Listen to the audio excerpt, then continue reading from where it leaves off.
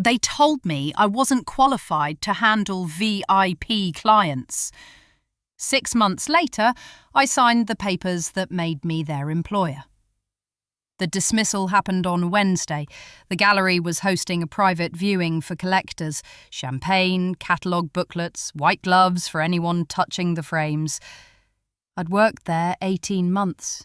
I knew the inventory better than anyone on the floor. My manager pulled me aside during setup. Her voice was quiet but deliberate.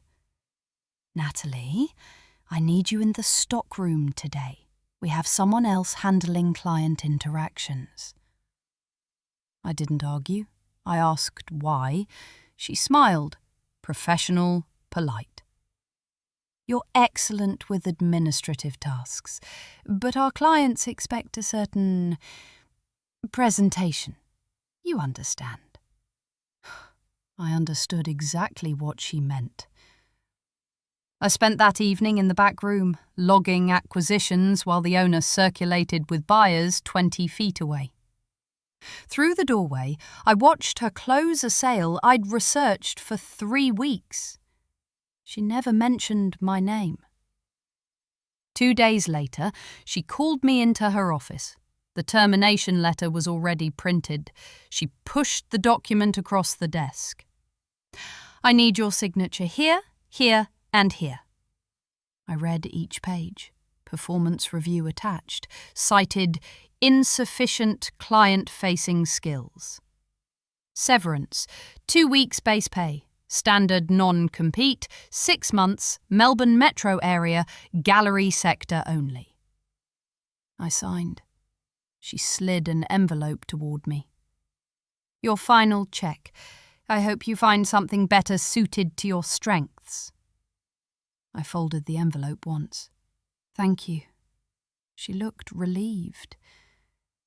I cleared my desk in 12 minutes. 3 notebooks, gallery catalogue with my provenance annotations, 1 coffee mug. The receptionist didn't look up when I passed. I left at 3:47 p.m. I went home, made tea, opened my laptop. I created a spreadsheet. Column A, artist names, everyone the gallery represented. Column B, contract expiration dates. Column C, commission structure. Column D, sales history from the past 18 months. I had access to none of this officially, but I'd processed every invoice, logged every consignment, overheard every negotiation while working inventory in the stockroom. I knew the gallery's rhythm, which artists sold, which didn't, which contracts renewed, which didn't. I opened a second document, personal assets. My father had died 2 years earlier. The inheritance sat in a managed fund, $340,000. I'd never touched it, never had a reason. Now I did. I made a list. What is the gallery worth? Who owns the building? Are there debts? What would acquisition cost? I didn't have answers, but I had time. I called a lawyer the next morning, Diane Mercier, commercial real estate. My father's estate attorney had mentioned her once. She answered on the second ring. "I was employed at an art gallery," I said. "I was terminated Wednesday. I want to explore acquisition." "Of the gallery that fired you?" "Yes." "Do you have capital?" $340,000, liquid." "That may not be enough." "I understand. I want to know what it would take." She scheduled me for Monday. I spent the weekend researching. The gallery's registration was public. Owner, Margot Haynes. Sole proprietor. No partners, no corporate backing. I pulled financial filings. Profitable in 2022, modest in 2023. But 2024 showed a loss. Not severe, but consistent. The building lease was held by a property management firm. Rent, $8,200 monthly. Renewal due in 7 months. 4 of the gallery's top-selling artists had contracts expiring within 18 months. If they didn't renew, revenue would drop 40%. I documented everything. Diane's office was in South Yarra. Minimal, professional. She read my notes for 18 minutes. "This is viable," she said. I waited. "The business is vulnerable. Declining revenue, lease uncertainty, artist retention risk. If the owner wants out, you could structure an offer." "What if she doesn't?" "Then you make the case." I leaned forward. "You're not bound by a non-compete for ownership," Diane said. "Only for employment at a competing gallery. Buying isn't competing, it's acquisition." "What's the process?" "Valuation first, then approach. But you'll need more capital. $340 won't cover purchase and operating reserves." "How much more?" "Depending on price, expect another $200,000 minimum." I didn't have it. "Do you have investor access?" she asked. My mother had remarried. Her husband ran a private equity fund. We weren't close, but we weren't estranged. Possibly. "Start there." I called Richard that evening, my stepfather. I kept it factual. "I'm looking at a business acquisition. Art gallery, Melbourne. I have capital. I need a partner." "Purchase price?" "Unknown. Estimated 400,000 to 600,000. Send financials." I sent the spreadsheet. He called back in 90 minutes. "This is a turnaround," he said. "High risk." "I know." "Why?" I could have mentioned Margot's smile, the humiliation, the way she'd decided I wasn't the right presentation. Instead, "I know the operations. I know the market. I know where the inefficiencies are." "I'll put in 200,000. You put in 340. Ownership splits 60-40. Your favour. I'm silent. You operate." "Agreed." "Get a valuation. Make an offer." He hung up. I hired a business appraiser, Colin Fitzpatrick. He specialised in creative sector valuations. I gave him everything. Financials, contracts, inventory, lease terms, comparable sales. He worked for 3 weeks. His report arrived via email. Estimated fair market value, $485,000 to $520,000. Breakdown. Inventory and fixtures, $180,000. Artist contracts, $220,000. Client list and brand, $85,000. Goodwill, $40,000. Risk factors noted: revenue decline, contract expirations, lease renewal uncertainty. Recommended offer range, $420,000 to $460,000. I forwarded it to Richard. His reply: offer, $435,000. Cash, 30-day close. But I didn't contact Margot yet. I needed to understand the artists first. I started with Claire Donnelly, top earner, oil painter, sold pieces for $8,000 to $15,000.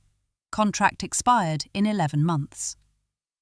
I found her studio address online, sent an email. Subject: representation inquiry.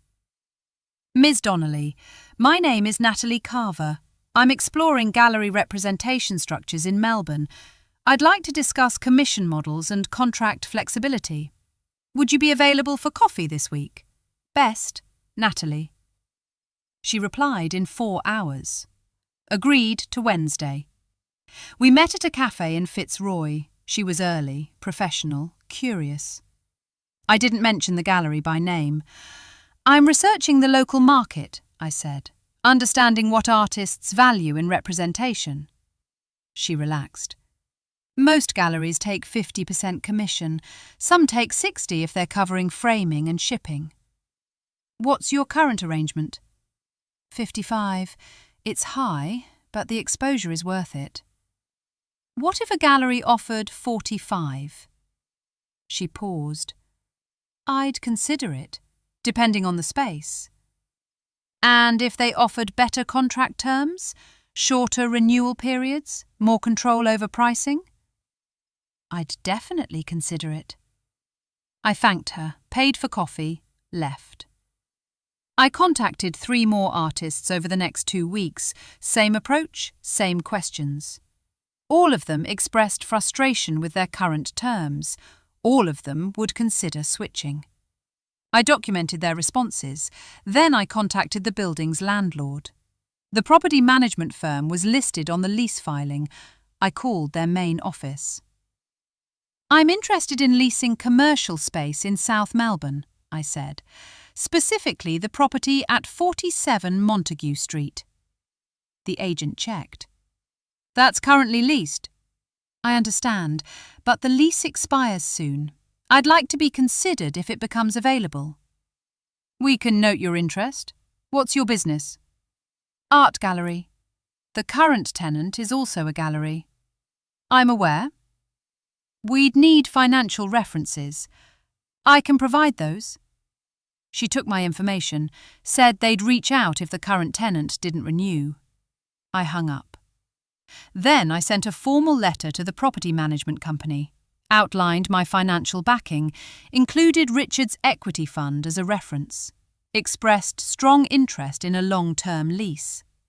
They replied in a week, confirmed my application was on file. 6 weeks after my termination, I sent Margot a letter, not an email, a physical letter, on professional letterhead Diane had prepared. Ms. Haynes, I am writing to express interest in acquiring your gallery business. I have conducted a comprehensive valuation and am prepared to make a formal offer. Purchase price, $435,000. Payment, cash. Closing timeline, 30 days. Included, all inventory, fixtures, client lists, artist contracts and brand assets. This is a serious offer with confirmed financing. I am available to discuss terms at your convenience. Regards, Natalie Carver. I included Colin's valuation summary, included proof of funds from Richard's firm. Then I waited. She didn't respond for 11 days. When she did, it was an email. Natalie, I received your letter.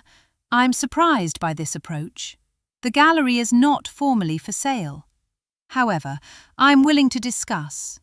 Are you available Thursday at 2 p.m? Margot. I replied within the hour. Confirmed.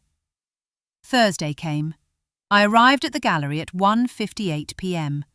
The receptionist recognized me. Her expression shifted. Confusion, then discomfort.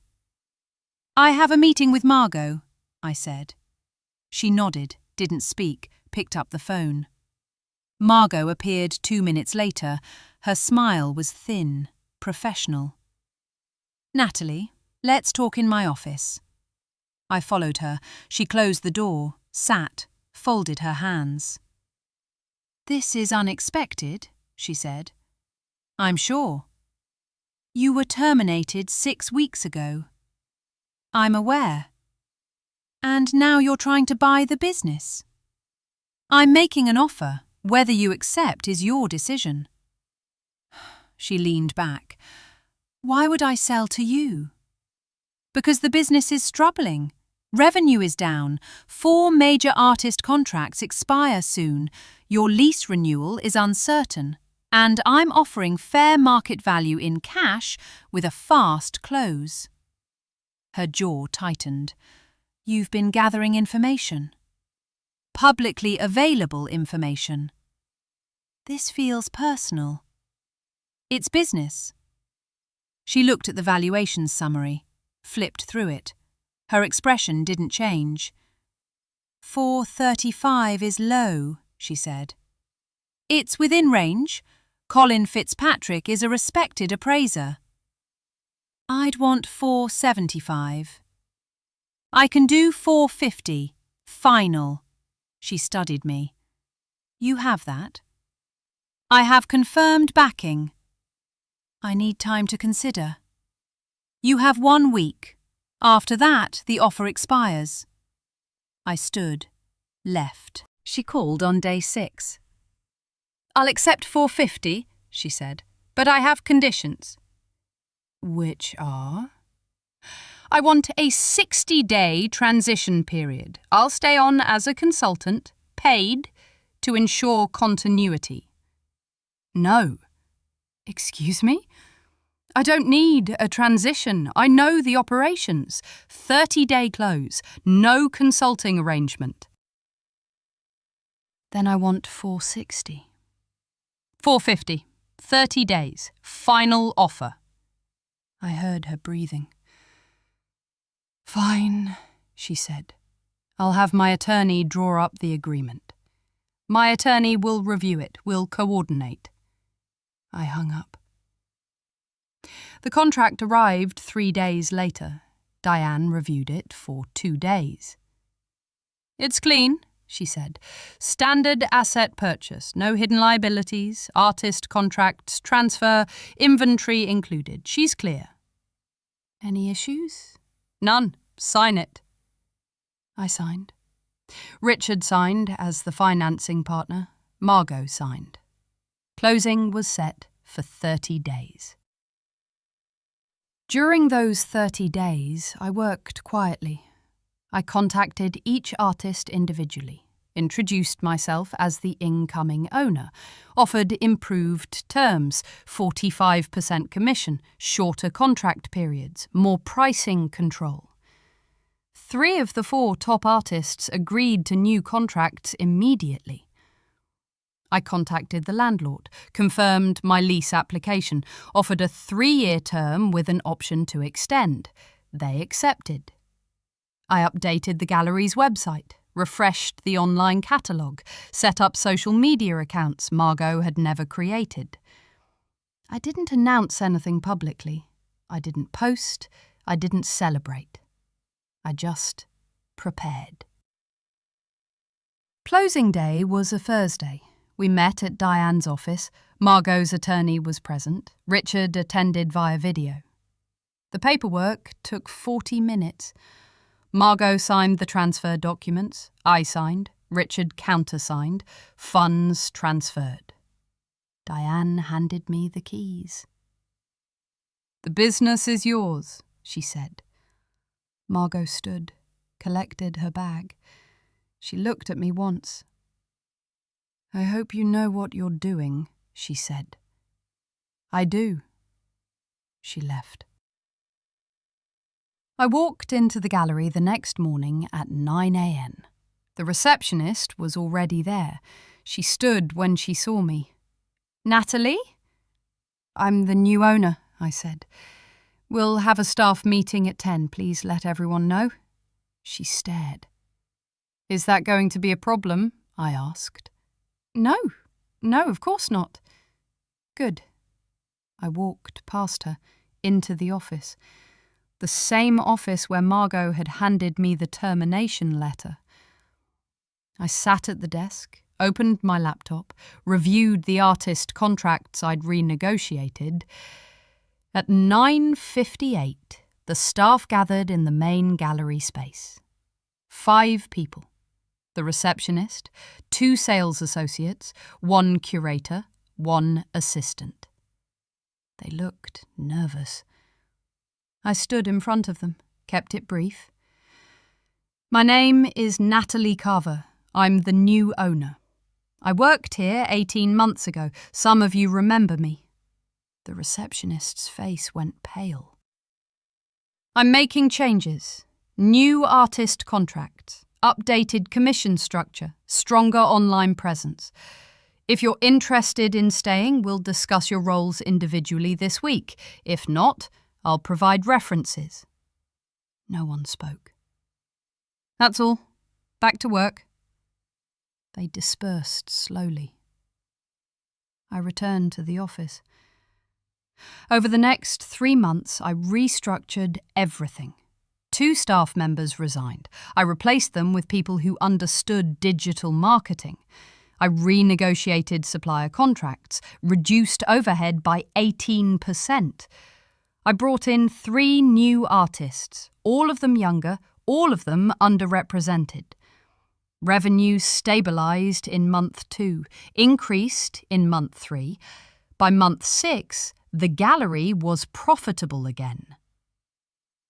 I never saw Margot after closing day. I heard she'd moved to Sydney, started consulting for smaller galleries. I didn't follow up. One afternoon, 8 months after I'd taken ownership, the receptionist knocked on my office door. "There's someone here asking about consignment opportunities," she said. "Who?" "She didn't say, but she looks familiar." I walked out. It wasn't Margot. It was a woman I didn't recognise, mid-30s, carrying a portfolio. I introduced myself, reviewed her work. It was good. We scheduled a follow-up.